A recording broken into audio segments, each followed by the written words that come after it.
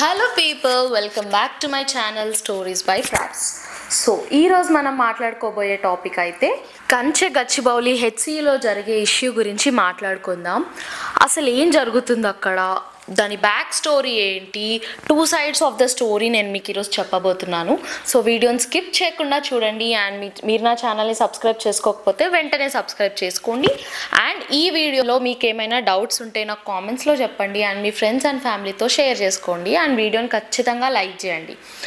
Okay, so coming back to the topic, అసలు HCU కంచె గచ్చిబౌలి హెచ్సియులో ఏం జరుగుతుంది, అసలు స్టూడెంట్స్ అందరూ ఎందుకు ప్రొటెస్ట్ చేస్తున్నారు, ఎందుకు ఫైట్ చేస్తున్నారు, అసలు ఈ యుద్ధం ఎందుకు జరుగుతుంది అనేది తెలుసుకుందాం మనం.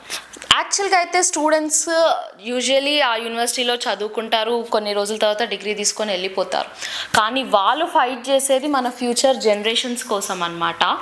సిటీ డెవలప్ అవ్వడానికి ఇదంతా చేస్తున్నామని చెప్తున్నారు. కానీ సిటీ డెవలప్ అవ్వాలి అంటే అభివృద్ధి జరగాలి, బట్ ఎట్ వాట్ కాస్ట్ అనేది కూడా మనం క్యాల్కులేట్ చేసుకోవాలి. అండ్ రేవంత్ రెడ్డి గారి దగ్గరకు వచ్చేసరికి ఆయన చాలా బలమైన నాయకుడు, చాలా స్ట్రాంగ్ లీడర్.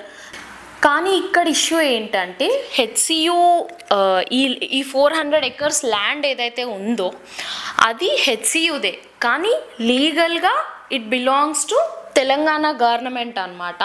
కానీ ఎథికల్గా మనం చూసుకుంటే, నేచర్ని ప్రొటెక్ట్ చేసుకోవాలి, ప్రిజర్వ్ చేసుకోవాలి అని చూసుకుంటే దానికోసమని స్టూడెంట్స్ ఫైట్ చేస్తున్నారు. అండ్ తెలంగాణ గవర్నమెంట్ ఏమో డెవలప్మెంట్ కోసం ఇదంతా చేస్తుంది. సో దాని గురించి మనం ఇప్పుడు మాట్లాడుకుందాం. మనం బయోడైవర్సిటీని, ఎకలాజికల్ సిస్టమ్ని డిస్టర్బ్ చేస్తే ఎలా ఉంటుందో ఆ సౌండ్ మీకు వినిపిస్తాను, వినండి. అండ్ నాకైతే చాలా బాధేసింది ఇది విన్న తర్వాత.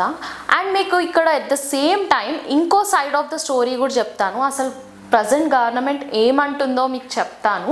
వాళ్ళ సైడ్ ఆఫ్ ద స్టోరీ కూడా తెలియాలి కదా అందరికీ. ఇప్పుడు స్టార్ట్ అయిన ఇష్యూ అయితే కాదనమాట. 1969లో ఫస్ట్ ఎవర్ తెలంగాణ ఉద్యమం జరిగినప్పటి నుంచి 1972లో జై ఆంధ్ర ఉద్యమం జరిగే వరకు ఇందులో ఇందిరాగాంధీ గారు కూడా ఇన్వాల్వ్ అయి ఉన్నారనమాట. సో ఆవిడ అప్పటి ఉమ్మడి ఆంధ్రప్రదేశ్కి 6 point ఫార్ములాను అయితే ప్రవేశపెట్టారు. అండ్ తర్వాత 2003లో నారా చంద్రబాబు నాయుడు గారు తీసుకున్న ఒక డిసిషన్ నుండి తర్వాత ఆయన ఓడిపోయాక మళ్ళీ వైఎస్ రాజశేఖర రెడ్డి గారు ఆయనకు ఆపోజిట్గా తీసుకున్న ఒక డిసిషన్ వరకు ఇందులో ఇవన్నీ ఇన్వాల్వ్ అయి ఉన్నాయి. సో మనం ఇప్పుడు అవన్నీ గురించి డీటెయిల్గా డిస్కస్ చేసుకుందాం. మీకు ఏమైనా డౌట్స్ వస్తే కామెంట్స్లో చెప్పండి, నేను ప్రతి ఒక్కరిని ఆన్సర్ చేస్తాను. సో మనం ఫ్లాష్ బ్యాక్ వెళ్ళే ముందు అసలు ప్రజెంట్ ఏం జరుగుతుందో తెలుసుకుందాం. సో ప్రజెంట్ అయితే లాస్ట్ ఇయర్ జూన్ 2024లో ప్రజెంట్ ఉన్న గవర్నమెంట్ ఒక డిసిషన్ తీసుకుంది. ఏంటంటే ఈ 400 acres ఆఫ్ ల్యాండ్ ఏదైతే ఉందో హెచ్సియులో, సో దాంట్లో లేఅవుట్స్ వేసి డెవలప్మెంటల్ పర్పస్కి యూజ్ చేయాలి, ఐటీకి ఇవ్వాలి, ఐటీ హబ్స్కి అమ్మేయాలి, అకాడమిక్ అండ్ నాన్ అకాడమిక్ పర్పసెస్కి ఈ ల్యాండ్ అయితే యూజ్ చేసుకోవాలి అని చెప్పి ఈ లేఅవుట్స్ వేయడం అయితే స్టార్ట్ చేసిందనమాట. సో TSIIC అని ఉంటుంది కదా మనకి, Telangana state industrial and infrastructure corporation. So అది ఏంటి అంటే ఇక్కడ మనకి March 8th నుంచి March 15th వరకు లేఅవుట్స్ అయితే వేయడం స్టార్ట్ చేసేసింది. దాని వర్క్ అది ఫినిష్ చేసుకుంది. ఇక్కడ డిస్టర్బెన్స్ ఎప్పుడు వచ్చింది అంటే March 25th రోజు PIL ఫైల్ చేశారు. PIL అంటే పబ్లిక్ ఇంట్రెస్ట్ లిటిగేషన్. ఇది ఎవరైనా ఫైల్ చేయొచ్చు, ఎనీ ఇండియన్ సిటిజన్. సో ఏదైనా ఇష్యూ మీద anyone can file this PIL అనమాట. సో నెక్స్ట్ ఏం జరిగింది మరి PIL ఫైల్ చేశాక, అసలు ఏమని PIL ఫైల్ చేశారు అంటే 400 acres ఆఫ్ ల్యాండ్ ఏదైతే ఉందో సో దాన్ని నేషనల్ పార్క్కి కన్వర్ట్ చేయాలి, ఎందుకంటే మనం నేచర్ని ప్రొటెక్ట్ చేసుకోవాలి, ప్రిజర్వ్ చేసుకోవాలి, కాబట్టి దీన్ని నేషనల్ పార్క్కి కన్వర్ట్ చేయాలి. ఇప్పుడు గవర్నమెంట్ ఏదైతే చేస్తుందో అది చట్టరీత్యా నేరం according to article 48A of Indian constitution అని చెప్పి వాళ్ళు PILని ఫైల్ చేశారు.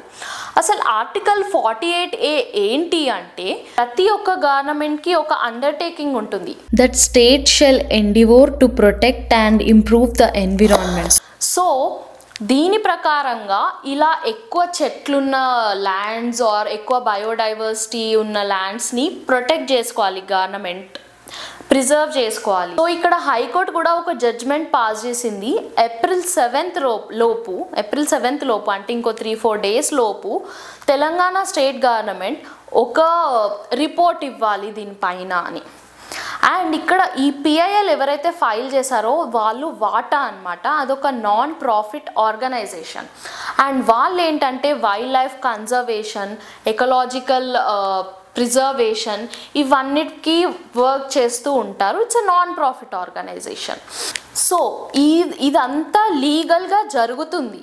కానీ ఇక్కడ వచ్చిన ఇష్యూ ఏంటంటే రీసెంట్గా మనకు మొన్న ఉగాది జరిగింది కదా, సో అదే రోజు మనకి ఈద్ కూడా ఉండే. సో యూనివర్సిటీస్ అన్నీ క్లోజ్ ఉంటాయి అండ్ స్టూడెంట్స్ అందరూ ఇంటికి వెళ్ళిపోతారు.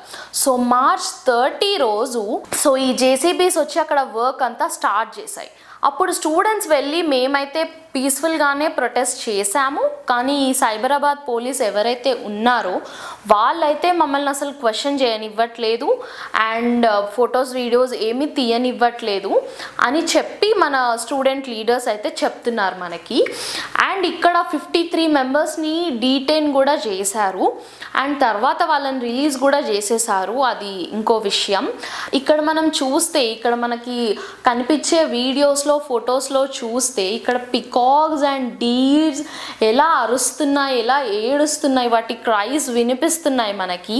అండ్ ఇదంతా చూస్తుంటే చాలా బాధగా ఉంది. అండ్ ఇది మాత్రమే కాదు, యాక్చువల్లీ హెచ్సియు మొత్తం ఒక 1600 acres ఉంది. సో అక్కడ చాలా వరకు endangered species, flora and fauna ఉంది. ఆల్మోస్ట్ ఒక 250 to 300 ఫ్లోరా అండ్ ఫౌనా ఉంది అక్కడ. అండ్ డిఫరెంట్ చీకటి కందిరీగలు అండ్ అక్కడ మనకి peacock lake and buffalo lake అని ఉంటాయి, మనకు కనిపిస్తూ ఉంటాయి అక్కడ వెళ్తే. అండ్ ఇంకా మీరు యూనివర్సిటీ లోపలికి ఎప్పుడైనా వెళ్తే అక్కడ మనకు ఒక మష్రూమ్ రాక్ ఫార్మేషన్ ఉంటుంది, ఐకానిక్ మష్రూమ్ రాక్ ఫార్మేషన్ అనమాట అది. అండ్ ఇవన్నీ ఉంటాయి మనకి, చాలా ఉంటాయి. సో గవర్నమెంట్ ఇదంతా చేసినా కూడా మనం ఎందుకు ఏం చేయలేకపోతున్నామంటే one simple thing, this land belongs to Telangana government. That is the end of the story అనమాట. సో మనం బ్యాక్ ఇప్పుడు 1967కి వెళ్తే అప్పుడు మన ప్రైమ్ మినిస్టర్ ఇందిరాగాంధీ గారు. ఆమె అయితే చాలా ఫియర్స్ లీడర్ అండ్ చాలా స్ట్రాంగ్ ఉమెన్ అండ్ చాలా బోల్డ్ డిసిషన్స్ తీసుకునేవారంట అప్పట్లో. And she's a great leader, మనందరికీ తెలిసిందే. అండ్ ఇక్కడ మన హైదరాబాద్లో అప్పట్లో నిజాం రూల్ ఉండేదన్నమాట. సో ఆ నిజాం రూల్లో మనకి ముల్కీ రూల్స్ అని ఉండేవి. సో ఆ ముల్కీ రూల్స్ ప్రకారం ఈ నేల, ఈ భూమి మీద ఉన్న వాళ్ళకే ఇక్కడ ఉండే జాబ్ ఆపర్చునిటీస్ కానీ, ఎడ్యుకేషనల్ ప్రిఫరెన్స్, ప్రయారిటీ కానీ ఇక్కడ వాళ్ళకే చెందాలి అనేది ముల్కీ రూల్స్ అనమాట. అంటే తెలంగాణ పీపుల్కి మాత్రమే బిలాంగ్ అవుతాయి అని. సో అప్పుడు ఇందిరాగాంధీ 1966-67 ఆ టైంలో ఆవిడ ఏం చేసిందంటే ఆ ముల్కీ రూల్స్ని తీసేసింది. ఎందుకంటే అప్పటికే ఉమ్మడి ఆంధ్రప్రదేశ్ ఫామ్ అయ్యి 10 years అయిపోయిందనమాట. So coastal Rayalaseema and coastal Andhra వాళ్ళకి కూడా ఆపర్చునిటీస్ రావాలి అని, అందరికీ ఈక్వల్గా ఆపర్చునిటీస్ రావాలి అని చెప్పి ఆవిడ డిసిషన్ తీసుకుంది. అండ్ దానికి రిటాలియేషన్లో స్టార్ట్ అయినదే తెలంగాణ ఉద్యమం అన్నమాట. అండ్ తర్వాత 1972లో జై ఆంధ్ర ఉద్యమం స్టార్ట్ అయింది. ఎందుకంటే సుప్రీంకోర్టు మళ్ళీ ముల్కీ రూల్స్ని పెట్టాలి అని ఆర్డర్ ఇచ్చింది. సో దానికి జై ఆంధ్ర ఉద్యమం, ఎందుకంటే వాళ్ళు మమ్మల్ని తక్కువ చేసి చూడొద్దు, మమ్మల్ని సెకండ్ క్లాస్ సిటిజన్స్ లాగా మీరు చూడొద్దు అని జై ఆంధ్ర మూమెంట్ అయితే స్టార్ట్ చేసింది. సో అప్పుడు ఇందిరాగాంధీ గారు ఏం చేశారంటే ఆవిడకి ఏం చేయాలో అర్థం కాలేదు. కానీ ఆవిడ ఒక డిసిషన్ తీసుకున్నారు, ఇద్దరిని హ్యాపీగా ఉంచేలాగా అప్పుడే ఈ 6 point ఫార్ములాని ప్రవేశపెట్టారనమాట. సో ఈ 6 point ఫార్ములాలో నుండి వచ్చిందే మన హెచ్సియు యూనివర్సిటీ అయితే వచ్చింది మనకి. సో కాన్స్టిట్యూషన్లో అమెండ్మెంట్స్ చేసి ఆ ముల్కీ రూల్స్ని అయితే తీసేశారు. అండ్ పార్లమెంట్లో బిల్ ప్రవేశపెట్టారు 1975లో ఒక గజెట్ కోసం అని. సో ఆ గజెట్లో ఏముందంటే 2300 acres of land belongs to HCU అనమాట. సో ఈ 2300 acres ఆఫ్ ల్యాండ్ హెచ్సియుకే బిలాంగ్ అవుతుంది. అంటే అప్పుడున్న ఉమ్మడి ఆంధ్రప్రదేశ్కే ఓనర్షిప్ ఉందన్నమాట ఆ 2300 acres ఆఫ్ ల్యాండ్ని. కానీ టైం గడుస్తున్న కొద్దీ 2010 వరకు ఆల్మోస్ట్ 800 acres ఆఫ్ ల్యాండ్ని ప్రైవేట్ హబ్స్కి అమ్మేసింది అనమాట, గవర్నమెంట్ ఇచ్చేసింది. సో ఇంకా మిగిలింది అయితే 1600 acres ఆఫ్ ల్యాండ్. సో ఈ 1600 acres ఆఫ్ ల్యాండ్ నుంచి ఇప్పుడు ఫైట్ జరుగుతుంది ఈ 400 acres ఆఫ్ ల్యాండ్ కోసం అన్నమాట. సో 2300లో 800 acres ఆల్రెడీ వెళ్ళిపోయిన తర్వాత మనకు మిగిలింది ఓన్లీ 1600 acres అనమాట. సో ఈ 1600 acres ఆల్రెడీ ఎప్పటి నుంచో గవర్నమెంట్ అండర్లోనే ఉంది కదా, మరి ఈ డిసిషన్ ఇప్పుడే ఎందుకు తీసుకుంటున్నారు అంటే అది తెలుసుకోవాలంటే మనం మళ్ళీ బ్యాక్ 2003కి వెళ్ళాలి. అప్పుడు మన చీఫ్ మినిస్టర్ నారా చంద్రబాబు నాయుడు గారు అప్పుడు ఆయన తీసుకున్న ఒక డిసిషన్ ఏంటి అంటే ఈ సర్వే నెంబర్ 52 అంటే ఈ 400 acres ఏరియా ఏదైతే ఉందో దీన్ని ఐఎంజీ అకాడమియా భారత ప్రైవేట్ లిమిటెడ్ వాళ్ళకి ఇచ్చారనమాట. ఎందుకు అంటే అక్కడ ఒక వరల్డ్ క్లాస్ స్పోర్ట్స్ ఫెసిలిటీని డెవలప్ చేయమని, even if it's a private limited he wanted to do that. ఎందుకంటే ఆయన అప్పుడు ఒక జోన్లో ఉంటుండే కదా, హైదరాబాద్ని డెవలప్ చేయాలి అని ఆయన కూడా చాలా చేశారు. సో యా ఆ ఉద్దేశంతో ఆయన అలా ఇద్దామనుకున్నారు. కానీ తర్వాత నెక్స్ట్ టర్మ్కే ఆయన నెక్స్ట్ టర్మ్ గెలవలేదు అండ్ అప్పుడు వైఎస్ రాజశేఖర్ రెడ్డి గారు అయితే గెలిచారు. ఆయన దీనికి ఆపోజిట్గా దాన్ని నల్లిఫై చేశారనమాట. సో ఎందుకు అంటే this belongs to HCU only, ఇది ఇలానే ఉండాలి, దీన్ని ఎవ్వరికి ఇవ్వద్దు అనే ఉద్దేశంతో వైఎస్ రాజశేఖర్ రెడ్డి గారు అయితే అది చేశారు. ఈ ఐఎంజీ అకాడమిక్ భారత ప్రైవేట్ లిమిటెడ్ ఏదైతే ఉందో అది సుప్రీం కోర్టుకి వెళ్ళింది. ఎందుకు అంటే మేము ఆల్రెడీ అంతా బ్యాక్గ్రౌండ్ చెక్ చేశాము, ఈ ల్యాండ్ మాదే, మాకే కావాలి అని. సో ఈ బ్యాటిల్ ఏదైతే ఉందో ఈ లీగల్ బ్యాటిల్ 17 years నడిచిందనమాట. 2006 నుంచి మొన్న రీసెంట్గా 2024 వరకు జరిగింది. సో ఈ 17 years బ్యాటిల్ తర్వాత సుప్రీంకోర్టు ఇచ్చిన జడ్జిమెంట్ అయితే ఈ land belongs to the government. So అప్పుడు ఉమ్మడి ఆంధ్రప్రదేశ్, కానీ ఇప్పుడు తెలంగాణ గవర్నమెంట్ ఎందుకంటే సపరేట్ అయిపోయింది కాబట్టి. So this land belongs to Telangana government only అని ఇచ్చారు. అండ్ ఇక్కడ ఇమీడియట్గా ఒక కమిటీ వేశారనమాట. ఏంటి, హెచ్సియు క్యాంపస్కి అండ్ ఈ 400 acres ల్యాండ్కి బౌండరీస్ గీయండి అని. ఇది టీఎస్ఐఐసికి అప్పగించింది. వాళ్ళే వర్క్ చేయడం అయితే స్టార్ట్ చేశారు దీని మీద. అండ్ టీఎస్ఐసి అంటే ఐఐసి అంటే ఇందాక చెప్పా కదా, Telangana state industrial and infrastructure corporation అనమాట.